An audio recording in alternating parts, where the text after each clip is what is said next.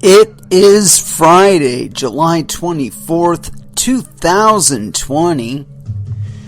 It is 8 p.m. Pacific Standard Time, and so you know what time it is. It's time for a little bit of coin metal. And it was yet another get your ass kicked by Jiu-Jitsu Friday. Or, no, at Jiu-Jitsu. Yeah, I got my ass kicked at Jiu-Jitsu Friday, yeah. Not really a whole lot to communicate there. A lot of drilling, and good stuff. Did some what do you call those drills? Triangle drills. Didn't do any gravity drills. Got in one really good roll, although I got elbowed in the face and that didn't feel all that good, but these things happen. It's not exactly patty cake that we're doing, so you got to take the bad with the good. I was able to keep up with my opponent today for the most part. At the end, he kind of pulled one of those fast move kind of things where he finally got his wind together and decided to apply a little bit of speed, thinking that he could get around the fact that I maintain a relatively consistent pace, and I'm usually going for like one or two specific things, and I will deviate at a moment's notice, but I have a steady pace about it. It's like I'm going, and if you counter something that I'm moving towards, or you try your own thing when it becomes available, I just keep going through it, and not really changing what I'm doing is any more than I absolutely have to. And so I think he got a little bit frustrated at one point and decided to try and outpace me on it. And in doing so, he caught me with a elbow right in the upper lip. And I'll tell you what, I train with a mouth guard in all the time. All the time. I don't care if I'm on the treadmill. I don't care if I'm doing solo drills on the mat. I don't care if I'm doing double drills, drills with somebody else. Always wear the mouth guard. Get used to it. Make a habit of it. You running the hill, put the fucking mouth guard in.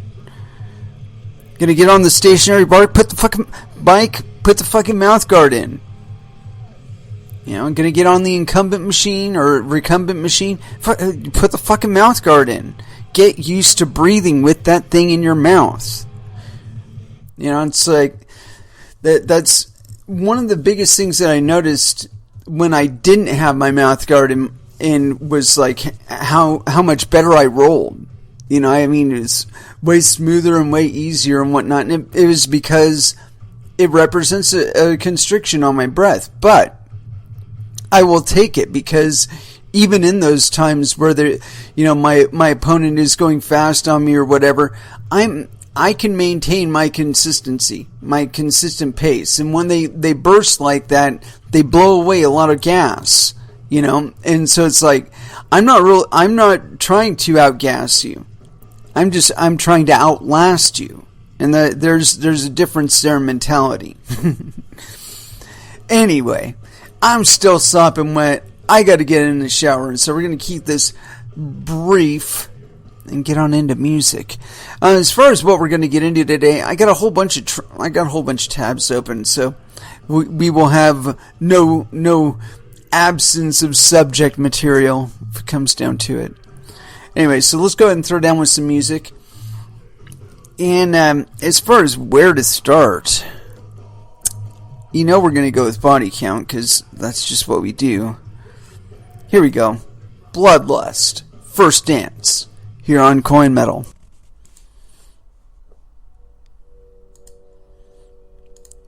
And that was Metallica with Ride the Lightning. And as far as what we're going to get into today, I was flipping through my tabs trying to find the thing. And there were a couple things that we didn't get to last time that I was thinking about pushing, or covering at least, right? But let's see here. No, that's not it. That's more of that BS about that. Oh, this is kind of interesting. Although I don't know if we're going to cover that one today. Get that out of there. And out of there. And out of there. Golly gee willikers, I'm going to have to look up more stuff. Anyway. Let's see. Yeah, this is one I thought I really wanted to cover. Because, we keep coming back to this idea of choice. And what exactly that should look like to you. It's no longer a limitation of which fiat currency you want to hold your monetary value in. It's which currency, period. And there are a multitude of them out there now, not just the ones issued by your national government. And so, I got this thing here, it's on Forbes.com, Why Cryptocurrency Matters in the Coming Fight Between the Digital Yuan and the Dollar. I don't think there's really going to be that fight, but continuing on. This is by Roger Huang, contributor, Crypto and Blockchain. Let's see, and this is authored July 24th, 2020 at 10:20 a.m. EDT. Yes, penis.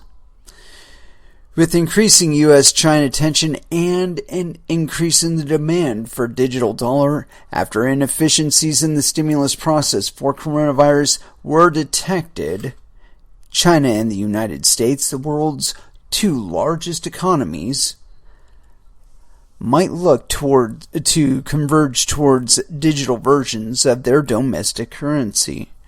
Not likely. We've actually seen that play out multiple times before, and it has yet to really take off. Anyway, continuing on. Central banks around the world, from Europe to China, are rushing to pilot and understand digital currency variants. And let's right-click on that because that's actually a link.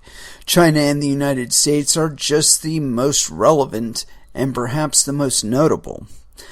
The digital yuan, China's DCEP, what the fuck is a DCEP? Has been in the works for quite a while the Federal Reserve denies that an American variant is being actively developed. The Fed has already assessed the possibility, and legislators in Congress from the Senate to the House have looked into creating a digital variant of the dollar and asked for testimony on the subject. It seems like a digital dollar and a digital yuan might be coming, and it is likely that they would compete on a number of different dimensions. With the digitization of conventional currencies, there will be some competition with cryptocurrencies. What role do cryptocurrencies play between a digital dollar and yuan, and why does it matter to have cryptocurrencies around? In a sense, this is just an extension of a monetary authority's traditional authority over digital variants that are used to feed money back and forth between retail banks and the central banking system, replacing physical cash with digital variants. The vast majority of money supply in the world is already digital, 90% or so. What a central bank digital currency propose is to transform the most obvious variant that isn't, and which is closest to retail consumers rather than wholesale banks, cash, into a digital form. Yet this simple transformation hides a lot of complex realities. It makes money and currency in the hands of consumers more fungible. Right now, very small transactions in coins are not something easy to handle. It makes payments more efficient between governments and individuals with less transaction costs, and it surfaces a layer of data collection on a country's people that has simply not existed before. That's not true. Visa and MasterCard have had it for years. With paper currency, you can make transactions in the economy that are very difficult, if not completely impossible, to aggregate. With a digital system, you can create rich financial profiles and transactional flows. Our financial data oftentimes tells more intimate stories on our lives than we might think. Our Amazon purchases and those at different stores could show a person's lifestyle and habits. Spending on health and certain products can reveal deep, intimate truths about somebody. Spending patterns between people can reveal relationships between different people. Donations and purchases of books might reveal inner ideology and support. These are all truths we may not want everybody else in the world to know. This is why cryptocurrencies matter so much. Digital currencies controlled by governments allow for granular control over people's affairs and surveillance long before proper safeguards can be contested in the rule of law. Governments are also likely to offer less options when it comes to true self-custody. The United States and its allies, after all, fought encryption strong enough to thwart its domestic intelligence agencies, and to this day, the Attorney General of the United States wants to create backdoors in personal encryption. The state will always seek to consolidate more data in order to fight against its perceived offenses. This is true of the Chinese state or the American state, no matter the differences in their structures. Their incentives largely are the same. Actually, their incentives are largely ridiculous in terms of the future. But continuing on. With the almost inevitable digitization of money in both as well as around the world, the matter of different domestic currencies and cryptocurrencies becomes one of who you trust to control this data. Is it the legal systems present within these large world powers, or do you want to express different levels of privacy according to your own discretion? Even if you don't believe that the legal system in your country is overbearing, legal standards for privacy are evolving slowly now. It's entirely possible that the government, even liberal democracies, will have capabilities that could feel like a dystopia, and which constitutional makers never thought possible for a government to have. Perfect financial history without access to a ledger or any physical artifact at home. And liberal democracies do not last forever. In times of conflict and strain, pluralistic democracies have fallen into autocracies, whether through civil war, revolution, or elections. What might be inconsequential metadata now might morph into something existentially threatening under the wrong circumstances. Cryptocurrencies act as a strong hedge against this, since you can transact value without it being strictly tied to one jurisdiction or another. The nodes that power different cryptocurrencies reside in different parts of the world, and some are being launched into space, ensuring exposure to a more diverse range of perspectives and difficulty, if not outright impossibility, for censoring the network. While you'll have different options to register your metadata to get access to cryptocurrencies, anywhere from centralized exchanges that trade accessibility for privacy to a certain degree of to strict self-custody that never ties your real-world identity to your digital transactions. Governments that force you to register your state identification for access to phone numbers, as in the case of China, are unlikely to offer you much in terms of choice. Governments may also well seek to censor digital currencies, just as PayPal and other corporate providers have been forced to do for groups or even individuals, as seen in the WikiLeaks case. This is especially true of governments that already censor the internet in general, and sometimes in specific cases, such as the Chinese state. Cryptocurrencies promise a more content and user-neutral approach. Transactions are valid so long as they fit within the consensus rules. There's no admin level or God mode that could come in and deny an individual user access to their funds.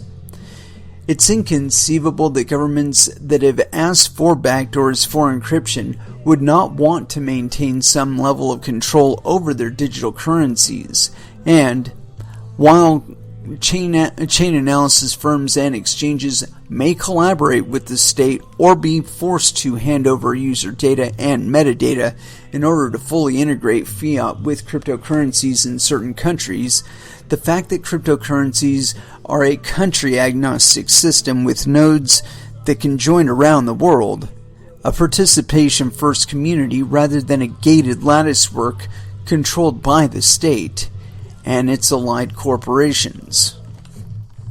Cryptocurrencies matter in the upcoming conflict between digital currencies because they offer a third option and a hedge in different situations where state powers may seek to repress their own people and enter into conflict with one another. Cryptocurrencies empower individuals to maintain their financial history and express their financial flow in the manner of privacy they see fit, a freedom central bank digital currencies are unlikely to offer. That's right. And that was by Roger Huang. Excellent, Roger. And that's pretty accurate. You know, the fact of the matter is that it is up to you where you want to put your monetary value. And that really isn't going to change. There isn't anything that's like in the future that is going to change that fact. And where we do see attempts, we're only going to see increases in premiums on those services that are able to continue to provide that. And as long as there is a market for it, somebody will be looking to provide it, especially if there's a premium involved.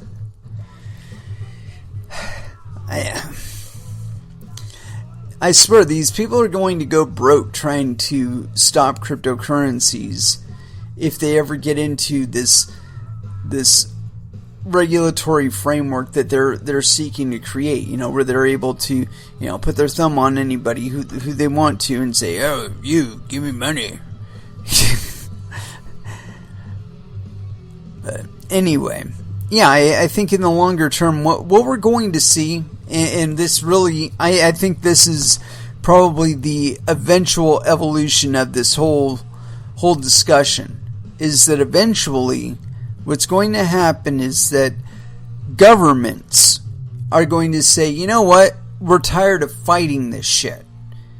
In addition to what we currently have on the books, we are going to start allowing central banks and the U.S. Treasury, or, you know, whatever the Treasury is for our government, to invest directly not only in cryptocurrencies on the open market and hold those in our portfolio.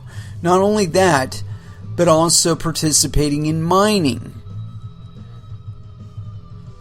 Where, you know, when we're working out negotiations, we're considering the possibility of things like, you know, if we manage to get the electricity cheaper in this one area, it might inspire miners to come here. We might want to pimp that to miners. You know, these are going to be things that our legislators in businesses and whatnot are talking about in the not so distant future. They're going to be trying to draw people that are pardon me, willing to invest in the local infrastructure and whatnot, just to facilitate their participation in cryptocurrencies within that area. You're going to be making deals, going to be wheeling and dealing, trying to get them miners here, because those people are making money. And they're doing it on a global scale, but they're spending it locally. And that's going to be the key right there. If they have it, they can spend it. If they don't have it because you taxed it and stole it out of their pockets, they can't spend it. Yeah. I think, in all honesty, I think that cryptocurrencies, like a lot of people view them as like this possible assault on the US dollar. And that is a perspective to have. But because of the way that they work, and because of the type of participation that is required in order to get involved, it's not exactly the same thing. It's kind of a I don't know. It's an analog for the US dollar. It can be valuated in the US dollar, and as long as that's true, the US dollar really isn't in any threat, because it's obviously it's worth some Bitcoin. Otherwise, people wouldn't trade it. I don't think we're going to go to some mass adoption market to where people are just spending crypto or just spending Bitcoin. I think that we're going to be going into a multi-currency economy where the currency itself, of course, it has some subjective traits and some objective traits. Things that appeal to the consumer or the user. And these are all up to you. This whole idea that we're going to be trying to regulate that or stop people from doing certain forget it. With the majority of Bitcoin transactions before they started trying to regulate it and tax it, and creating position for regulated entities within it. Before all that started, the vast majority of the transactions going on the Bitcoin network and other cryptocurrency networks consisted of two things. Trading, of course, but number two, no, it's not child porn. Food, remittance. Those were the like regular uses of fiat currencies. Like if the market for fiat currencies were such that people could do it as freely as they can with cryptocurrencies, we would see that monetary activity happening on Visa's network, MasterCard's network, the central bank's networks, the SWIFT network. But because of certain regulatory things here and there, and taxation differentials here and there, people look to benefit themselves. And within cryptocurrencies, that is exactly what they're designed for. They're not designed to benefit a central bank. They're not designed to benefit a third-party payment service provider. They are designed to benefit you, to reward you for your participation. And that is a big difference. It's not, when you're circulating Verge or you're circulating Doge or your Litecoin or Bitcoin Cash or Monero or whatever, you are basically putting your confidence that you can transact your monetary value in it. That regardless of which coin it is, that you trust that the network will be able to sustain your activity, and you're not going to experience a great deal of slippage on the relative value of your coin in the time that you're spending it. And again, I think this is a point that a lot of people miss about cryptocurrencies, is that you're not affixed, you're not stuck to any one currency unit anymore. And this isn't a direct assault on any one of them. It's not an assault on the US dollar. It's not an assault on the Chinese yuan or anything issued by a central bank or a government or even any other cryptocurrency, not Bitcoin or Bitcoin Cash. It's just a reality. It's like you're going to eat dinner. No matter what, you're going to eat dinner. What are you going to eat for dinner, though? Are you going to have a steak? Are you going to have fish? Are you going to have pizza? Are you going to have a hamburger? What are you going to eat? When you decide one, You're not necessarily saying the rest suck. You're just saying, tonight I feel like eating a cheeseburger. Well, you know what? In the future, you're going to be evaluating the currencies that you either have in your wallet or have available to you to transact in. And you're going to be saying to yourself, well, which one of these confers the most value to me? Well, this network doesn't tax me. This network doesn't monitor or tax me. This one does it in 30 seconds. That one does it in 2 minutes. I can afford to wait the 2 minutes because they don't tax me and they don't track my metadata or any of that bullshit. I'm going to select those over networks that are specifically recording everything that I transact for, that I'm buying, everything that I'm selling, every transaction that I perform. I am not here to be surveilled. And if I have the option to transact digitally in a means that provides me, a way to escape all of that surveillance, or at least obfuscates it to the point where nobody really knows it's me, I'm going to use that.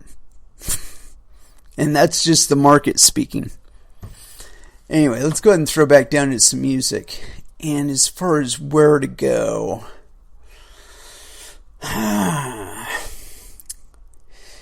well, I'm feeling a little bit of Soundgarden. I think it's necessary.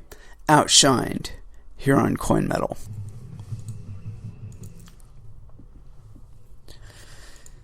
And that was White Zombie with Black Sunshine. And so, what else we're going to get into tonight? I'm just doing a little digging around out there, and my program is hung up now for some stupid reason. Oh well, it'll catch up to us eventually. I have to click on this. Yes, close the program. Yes, reopen the program. And hopefully when I don't know, I'm planning on doing some additional stuff online, and so hopefully I won't have this issue with it. But anyway, as far as what else we were going to get into, I did, like I said, I did a little digging around out there, and I found this, and to me this is just fucking hilarious, given the context of what else we've been discussing today. It's like, you have to keep in mind, Bitcoin was invented by people like you and me. Like hundreds and hundreds and thousands of altcoins have been created by people like you and me. Hundreds of thousands of more cryptocurrencies are going to be created by people like you and me. And so why governments think they have anything to say about the code that you write and how that code is used and what the programs you write are used for it's fucking pure lunacy. They have absolutely nothing to say there. They can't even regulate the shit that's out there right now. At least not properly. Continuing on, I got this thing here. It's on news.bloomberglaw.com. Bitcoin deemed, quote, money under DC Financial Services law. And this is authored July 24th, 2020 at 9:55 a.m. And this is by Mavi Alsup and Lydia Biaud. So, double no penis. The virtual currency known as Bitcoin is a form of, quote, money covered under the Washington, D.C. Money Transmitter Act, a federal court said Friday. The court declined to dismiss criminal charges against Larry Dean Harmon, the operator of an underground Bitcoin trading platform, for running an unlicensed money transmitting business under D.C. law and for laundering money under federal law. The ruling will likely have minimal impact on how Bitcoin is treated by the market, but establishes parameters on how the District of Columbia regulates cryptocurrency in money transmission. It also brings the DC rule in line with how federal and state authorities treat Bitcoin for the purposes of anti-money laundering purposes. Harman, who allegedly portrayed his platform as a service for stripping Bitcoin of any link to illegal transactions, was indicted by a federal grand jury in 2019. He sought to dismiss the illegal money transmission claims, arguing that Bitcoin isn't money under the MTA and that his platform wasn't, quote, a money transmitting business under the U.S. Code. Jesus Christ. Money, quote, commonly means a medium of exchange, method of payment, or a store of value. Chief Judge Burl A. Howell wrote for the U.S. District Court for the District of Columbia. Bitcoin is these things. No, it isn't. It can be these things. It's not necessarily these things. Continuing on. The DC law adopts meaning even though it doesn't strictly define money, the court said. The district's court ruling means that Bitcoin is treated as money only in the context of DC's money transmission law. Oh gosh, how fucking convenient, said Peter Valkenburg, Director of Research at Coin Center, a crypto and blockchain-focused nonprofit based in Washington. Quote, these cases pop up all the time because nearly every state has its own definition of money transmission that triggers licensing requirements, Van Valkenburg said. Harman's service, located on the darknet, was allegedly advertised as a way to mask drug, gun, or other illegal transactions from law enforcement. It was used to exchange the equivalent of around $311 million between 2014 and 2017, the indictment said. The court also denied Harman's motion for release of 160 Bitcoin seized by the government. There was a high likelihood that all funds involved in his platform were also involved in alleged drug trafficking conspiracy, making them subject to forfeiture, Howell's order said. That's why you should always, if you're going to use cryptocurrencies, use cryptocurrencies. Don't use them through a third party. It's fucking retarded. Anyway, continuing on. Another brick.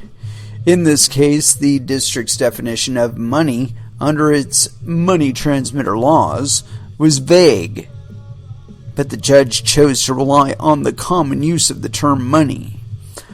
Quote, it's just another brick in the wall for states to put more precision on how cryptocurrencies like Bitcoin are treated under their statutes, Van Valkenburg said.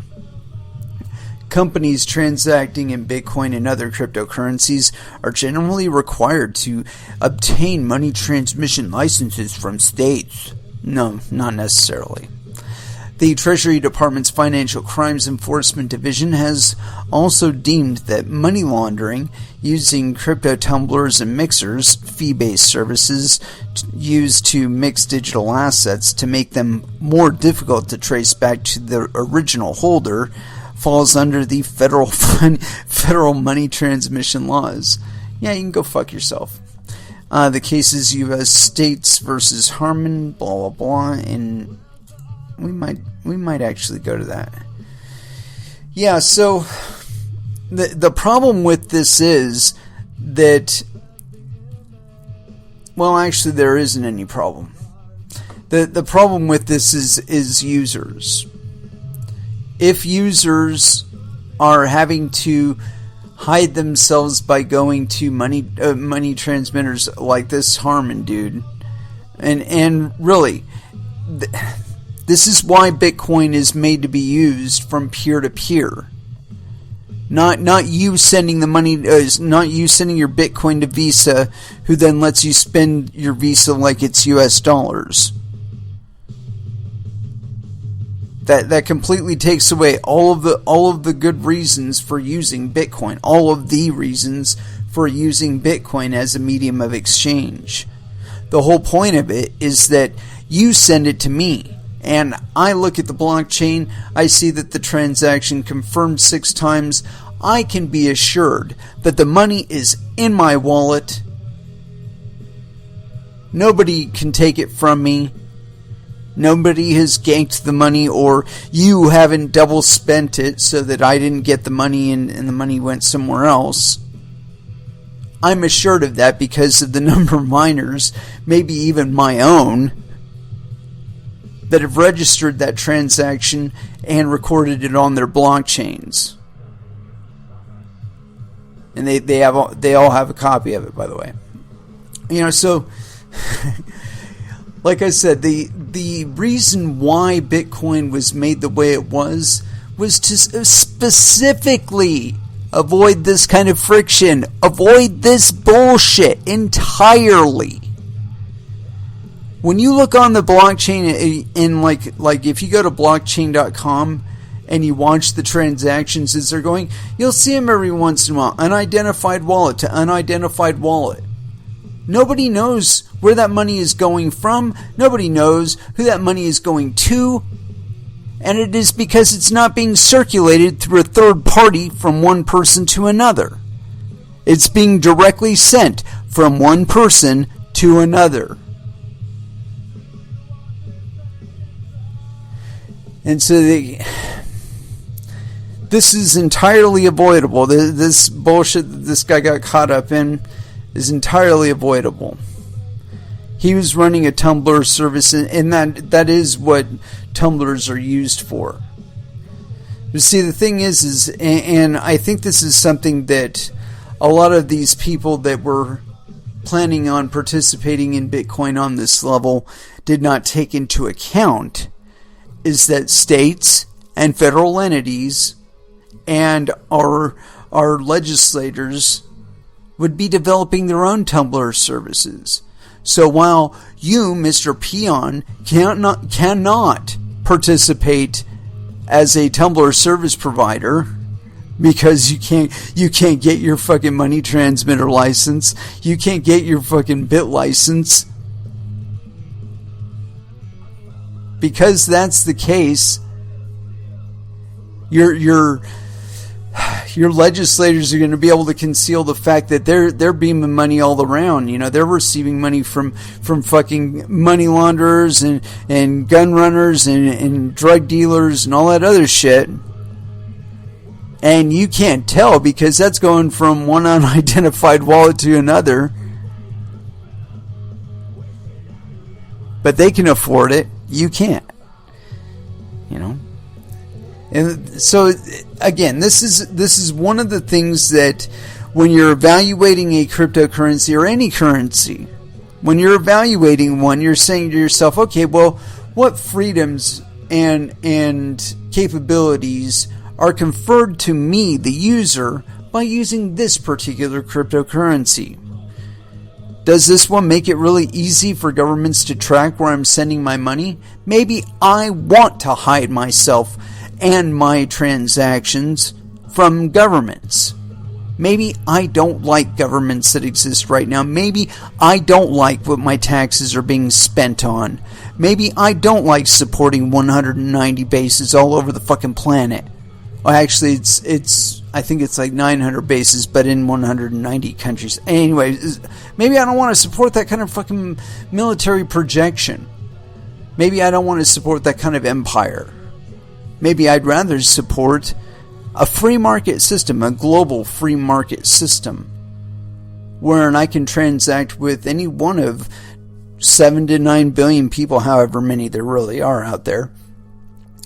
And I could be doing my commerce with them on a peer-to-peer basis.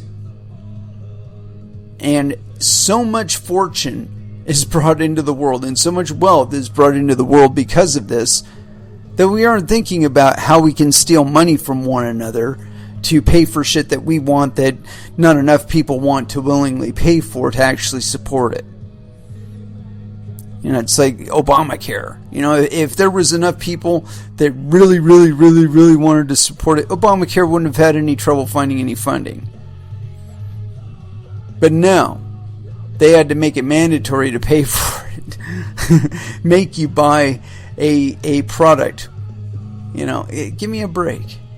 It's a complete lunacy. Anyway, continuing on. I don't know if we're going to... Let's see, how long is this thing? Docket, blah, blah, blah, blah, blah, blah, blah. How many pages is this?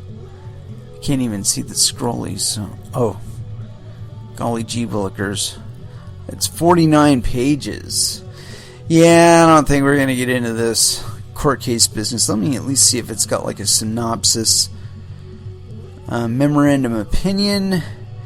Defendant Larry Dean Harmon is charged with 3 counts related to his alleged operations of Helix, an underground teller for Bitcoin, a form of virtual currency. See indictment, blah, blah, blah. As described in the indictment, Helix enabled customers for a fee to send Bitcoins to designated recipients in a manner which was designed to conceal and obfuscate the source or owner of the Bitcoins. The service was located on the darknet, a combination of hidden websites accessible only to anonymized users, was allegedly advertised as a way to mask drug, gun, or illegal transactions from law enforcement. Okay, well, and that's another mistake right there. If you're advertising yourself to be suiting those purposes for people, you're a fucking idiot. You're a fucking idiot. Pimp it as privacy. Say, hey, privacy conduit. This is to ensure your privacy of your digital transactions. Not, this is to fucking facilitate illegal and illicit activity. Give me a fucking break, man. I mean, if you're pimping your service like that, you deserve to go to court. Sorry. You deserve it. You worked for that. And speaking of court and what people are working towards, I've been watching this shit since about 2014, 2015, where we've been seeing all kinds of crypto related scams, as well as perfectly legitimate projects. And this is the part that I'd like to really get to on that, is that when I first started in crypto, the number of projects that were wholly legitimate, as far as there was real people involved in them, there was real code, people fucking distributed the code first, tested the code, hammered the code out, and then worried about, let's try and get on an exchange. Of course, people got way less patient and diligent about that whole process as time has gone on. But originally, that was the case, is that you had a fucking network. You distributed your coins by fucking handing them to people. Say, hey, you want some fucking coins? Here, have some coins. Go to this faucet, get some coins for free. And what that did is that organically distributed millions of coins out there into millions of hot little hands.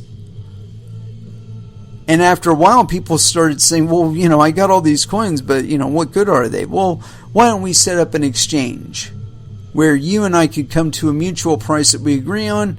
We can set up a normal book just like we have on any other exchange. And we could be trying to develop global pricing for these coins. Anyway, so fast forward to where we are now. There have been multiple efforts to try and quell this. But see, I believe that probably somewhere around 2016, 2017, something changed where social media companies started saying, look, there are people that are willing and stupid enough to send their Bitcoin and send their Ethereum to Ponzi schemes, knowing that their Ponzi schemes just in the possibility that they are going to get back more money than they give. Why don't we get in on this ourselves? Why should scammers be using our platform and profiteering off of our platform when we could be profiteering off of our platform instead? I mean, nobody knows our systems better than we do. Nobody has our tools that allow us to have intimate access to all of our user accounts like we do. Why aren't we taking advantage of it? And I'm almost positive this has happened. Because we've seen wave after wave of them come on Twitter. Where they'll come on and they'll be ETH bots. Where they're saying, hey, I'm Steve Wozniak. Send me over 5 ETH and I'll send you double your ETH back. And people are dumb enough to go for it. But they Twitter can't stop them when they pop up. There'll be hundreds of them, thousands of them even. Fraudulent accounts popping up all over Twitter all of a sudden, right? But if I were to try and restart my Twitter account, they tell me no. If I started up another account on Twitter and tried to duplicate everything that I'd had on there before, they would delete the account. They would suspend the account. I tried. I know. But mysteriously, they can keep me off of their platform. They can keep Alex Jones off their platform. But they can't stop Ethereum bots from setting up thousands of accounts and begging Ethereum off of people as celebrities. Give me a fucking break. You either have that kind of control or you don't. And so I got this thing here. It's on Market Watch. Apple co-founder Steve Wozniak sues YouTube for not cracking down on Bitcoin scam videos. This is, I guess it was originally by the Associated Press. And this is authored July 23rd, 2020 at 6:28 p.m. Eastern Time. San Ramon, California. Apple co-founder Steve Wozniak is launching a legal attack against Google's YouTube video site for allowing con artists to use him as a pawn in a Bitcoin scam believed to have heisted millions of dollars from people around the world. The personal computer pioneer vented his frustration and anger in a video conference held Thursday to explain why he decided to sue one of the world's biggest internet companies in a California state court earlier this week. The suit also represents 17 alleged victims of the Bitcoin scam, including 10 people who live outside the U.S. The 47-page complaint revolves around a ruse that has used images of Wozniak and high-tech celebrities such as Microsoft co-founder Bill Gates and Tesla's Elon Musk to trick people out of the digital currency Bitcoin. Videos spread on YouTube as part of the scheme entice viewers to send their Bitcoin to an anonymous digital address, promising to return double that amount. The return payment never arrives. It's similar to a scam that surfaced on Twitter last week when hackers hijacked the accounts of more than 100 prominent people, including Gates, Musk, former President Barack Obama, and Joe Biden, this year's Democratic Party nominee for president. Twitter was able to regain control of the hacked accounts and purge the scam from its message service within a few hours. Wozniak, though, said he has been trying to get Alphabet's Google and YouTube to prevent videos peddling the scam with his name and picture in it since May 10th. But the site can't seem to stop the blatant ruse from repeatedly reappearing on the site after a bogus clip is removed, he said, Quote, "It's like whack-a-mole," Wozniak said.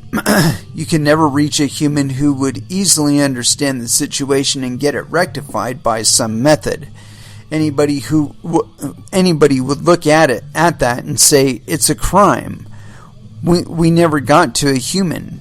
Maybe I could pull some strings, but I don't believe in pulling strings." Oh, how noble of you, Mr. Wozniak. Both Wozniak and one of his lawyers, Joseph Kochett, urged U.S. lawmakers to confront Google CEO Sundar Pichai about why YouTube hasn't done more to stop fraudulent activity on his site when he testifies before Congress in a hearing scheduled for Monday, July 27th. YouTube said it removed 2.2 million videos and terminated 1.7 million accounts during the first 3 months of this year for violating its policies against deceptive practices. But it had no comment about Wozniak's specific charges. Quote, "We take abuse of our platform seriously and take action quickly when we detect violations of our policies," YouTube said in a Thursday statement. A former Yahoo executive who now runs a digital currency company, Brad Garlinghouse, filed a federal suit against YouTube and Google in April, alleging much the same misconduct that Wozniak cited in his complaint. Both lawsuits allege that YouTube allows scammers to appear on its site because the viewers they attract help sell the site's digital ads, which overall generated $15 billion in revenue for Google last year. Although Google's search engine serves as the company's most lucrative advertising channel, YouTube has been playing an increasingly important role during the past few years as people watch more video online instead of traditional TV. In a response to Garlinghouse's lawsuit on Monday, YouTube said it cannot be held liable for the scam video under Section 230 of the Communications Decency Act, a 24-year-old law that protects internet companies from being held responsible for material posted by third parties so long as they promptly remove illegal content. YouTube will try to persuade a judge to dismiss Garlinghouse's lawsuit during a hearing scheduled next month. You know what? I think you can get away with that unless there's a material damage to your user as a result of abuse on your platform. I think that's kind of where it fails, because say that I were to abuse Mr. Wozniak's account in some way. If he suffers any material loss as a result of that, not only would I be liable, but I also believe that the medium itself, it's like, the medium, you own the servers, you watch the traffic, you can tell where specific shit is coming from to some extent, assuming they aren't using VPNs every time they set up an account. But the fact of the matter is that these hacks and the types of abuse that we're seeing, they're so likely to be coming from inside these companies. And it demonstrates to us every single time what kind of liabilities we are opening ourselves to by giving these people our banking information, our phone numbers, giving other companies our email addresses, our personal addresses, our social security number. Give me a fucking break. They do not need that information. They don't. The information they need to be keeping track of is your actual use of their platforms. And not specifically what you say, but maybe some sentiment. Maybe some keywords that show up in shit that you say and 20 million other fucking people say. But they shouldn't be even deleting our shit either. which I find this really, really hilarious, because when you look at it from the perspective of like a wholeness, you understand that like the more that they try and restrict this stuff, the more aberrant behavior we see. You know, and it can only go on so long before you start pointing the finger back to these entities, such as Twitter, such as Facebook, and saying, "Hey, look, you're either taking on way too much responsibility and need to scale that back a little bit, maybe resume a little tighter focus of what kind of service you're providing and what is absolutely necessary with regard to tracking us." And really trying to limit the scope of liability that you create for your users. Because at some point or another, one of these fucking court cases is going to catch. And then all of this fucking micromanagement of every single one of our accounts is going to come under scrutiny. And I can assure you, there are people out there that have put 4 to 6 years into a fucking Twitter account just to have it fucking suspended over some bullshit that some administrator or some CEO or whatever had a political bent and said, you know what, we want to support Antifa. Anybody that says anything bad about Antifa, we want to suspend them immediately. And that 4 to 6 years is just gone, like it fucking never fucking happened. You're gone, like you were never even there. Everybody's interactions with you over that 4 to 6 year period of time, all gone. It's still there, you know, because they don't really have a legal. I think there's some exemption in there where they don't have a legal authority to actually delete it, but they can make it completely inaccessible to the rest of the world. And so it's at some point, one of these lawsuits is going to catch, and shit like that is going to come under scrutiny. Anyway, let's go ahead and get back into some music, yeah. And as far as where to go, you know, we haven't been playing any Anthrax tonight, and I think it's time. Here it is, Anthrax, Antisocial. Here on Coin Metal.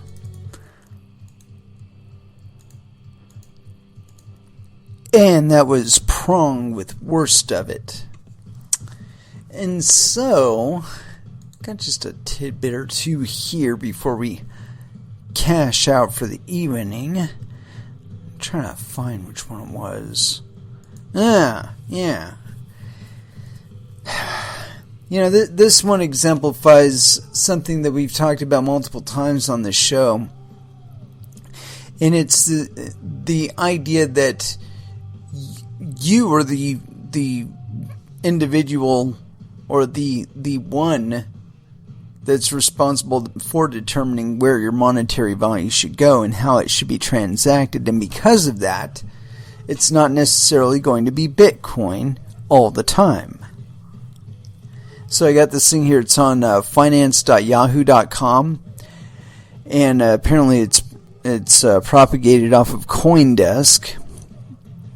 Ether leaves Bitcoin behind with 2020 gain of over 100%, and this is by Amkar Godbowl. I'm gonna assume yes, penis. And, oh geez, it just gives us a bunch of fucking bullet points. Oh well, we'll go for it anyway. Ether, the second largest cryptocurrency by market value, has more than doubled in value this year, leaving Bitcoin, the crypto market leader, far behind. Bullet point 1, Ether is trading at near $275 at press time, representing nearly 114% gain on the year-to-date basis, according to CoinDesk's Ether Price Index. The cryptocurrency clocked a 5-month high of $289 on Thursday, despite increased exchange inflows. Ether's year-to-date rise is over 3 times bigger than Bitcoin's 34% 2020 rally. Bitcoin, the top cryptocurrency by market value, is currently trading around $9,550. Jehan Chu, co-founder and managing partner at Hong Kong-based trading firm Kinetic, told CoinDesk that Ether's price is surging on increased general interest and the network's popularity in the decentralized finance space. Ethereum's median transaction fee recently rose to its highest level since August 2018 due to a surge in transaction activity. Let's check that out. I'd heard some obscene estimate for a price on that. We'll get back to that. Let's see. Additional buying pressure for Ether looks to be stemming from the excitement surrounding the impending transition from proof-of-work mechanism, aka mining, to proof-of-stake in the network's next big upgrade, dubbed Ethereum 2.0, which is probably never going to happen. Staking would allow for investors to earn additional yield simply by holding Ether to support the operations on the blockchain. Glassnode data shows the number of addresses holding 32 Ethereum, the minimum balance needed to become a validator on Ethereum 2.0, has increased by more than 12% this year, suggesting increased investor interest in the novel form of income. While Bitcoin is expected to print solid gains following the May 12th miner reward halving event, the cryptocurrency has remained largely stuck in a range between $9,000 and $10,000. Oh, and the disclosure here is that the author holds no cryptocurrency at the time of writing. Dude, you suck.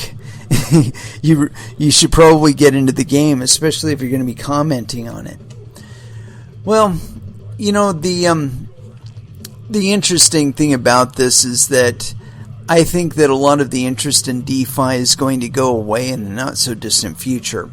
And it's going to be due to one of two things, and probably both, and that'll be regulation and increased issues with regard to coins that fizzle out or people's money that just gets ganked because the code wasn't up to snuff or it didn't do exactly what they said it was going to do. That's still a threat, you know. Anyway, I got this follow-up article, and this is an addendum to the last one we just read. And this is DeFi hype has sent Ethereum fees soaring to a 2-year high, Coin Metrics. And this is authored on July 22nd, 2020 at 8:40 UTC. And this is by Patty Baker. So yes, penis. And Ankar Godbowl. And that's blank. So I'm going to assume just yes, penis. Okay. Ethereum fees are at a 2-year high as the hype around decentralized finance leads to a surge in network activity, according to a research firm, Coinmetrics. Coinmetrics data shows median transaction fees were just under 50 cents at press time, the highest since August of 2018. Transaction fees increase alongside activity to avoid congestion in busy times. Ethereum's median gas price, a component of the transaction fees, has also reached levels not seen since early 2018 or early July 2018, according to Glassnode. Connor Abdensheen, a research analyst at Digital Assets Data, said, quote, a massive increase in ERC20 standard stablecoins had also contributed to a rise in gas prices. And in a newsletter Tuesday, Coinmetrics analysts argued that this spike in transaction fees came from increased network usage related to the DeFi hype around yield farming. The total value locked in DeFi projects recently passed the $3 billion mark, according to DeFi Plus, or Pulse, having only crossed the $1 billion milestone in February. Yeah, and as soon as they cross the $10 billion threshold, that's when a lot of the regulatory shit will come down on them. Let's see. Ether transferred via smart contracts was a telltale sign of a DeFi transaction, was up to a near all-time high of 1 million Ethereum, and that's $242.5 million a day, Coinmetrics said. Yeah, I think a lot of people are looking for that Ethereum 2.0 to happen, and it may happen. I doubt it. As I've said multiple times before, I think they've tried to have this transition like 5 times now, where they'll have a date that they're set, a block height that they're set, and as soon as it hits that, the miners are supposed to just magically transition over to either proof of stake or transition over to some intermediate form until they do adopt full proof of stake as they transition. And it never happens. They hit all the signals, for whatever reason they hit the signal, that they're going to do it, and then they don't do it. Personally, I think what happens is in the run up to the date in the run up for the date, they either rent a whole bunch of miners or they rent a whole bunch of AWS servers and set up all kinds of instances of a DeFi, or not a DeFi node, an Ethereum node. They vote for it, and it seems to indicate that the network is saying, yeah, we're going to do it, man, we're going to do it. They hit their threshold, and then all that support goes away, and then when it comes up to the date, everybody prepares and all that, and it doesn't fucking happen. So, we're coming up to it again. There's supposedly another date set, and I think it's sometime in August when they're supposed to make this transition. And I think they're going to run into it again, where they don't achieve the requisite support, or worse yet, they do it via the artificial means that I'm suggesting here, and they slowly drop off the support as they can no longer sustain the entire network on their own, and there's not enough organic support to make up for it, and the fucking shit gets hacked. And people lose billions of fucking dollars. And this is one of the risks, I believe, that's held Ethereum down, because they cannot get over this fucking thing. Okay, the developers want to develop for fucking proof of stake. That's what they fucking want. They want proof of stake. Well, if they wanted proof of stake, they really should have stuck to their guns. And when the fucking miners said, hey, we want to do it as a proof of work coin, we're willing to support it as a proof of work coin, they should have said, no, we're not going to do a proof of work coin. They should not have set it up with a proof of work algorithm. They should have set it up with proof of stake from the get-go and just dealt with it. So, I mean, it was a bold venture no matter which way they went about it. But they chose, I believe, to try and sucker people into it. Where, year 3 or 4, where they're saying, we really want to make that transition over to proof of stake, we really want to do it. That just like magically, the miners are going to have enough money left over from buying ASICs or whatever fucking proof of work hardware they're buying, that they're immediately going to transition to proof of stake. They're going to shit can all that hardware or transition it over to another network, and Ethereum is going to continue to go on as a proof of stake coin. I mean, really, think that one out. And if you're really honest with yourself, you can see how that's probably never going to happen. Anyway. it is with that I'd like to close out this episode. Thank you very much for listening. I certainly do appreciate the support. We will be back again on Monday at 8 p.m. Pacific Standard Time. And so until then, I want you all to trade safe, do your homework, and watch out for your own bunghole, because nobody else is going to do it for you. And so as far as our last dance is concerned, I haven't picked anything out, but we do have a couple for this specific purpose. And I think we're going to go 9 Inch Nails tonight. And let me scroll down to it. Scroll. And where's it? Here we go. Big Man with a Big Gun. Last Dance here on Coin Metal. Thank you again for listening. And y'all have an excellent weekend. Good night.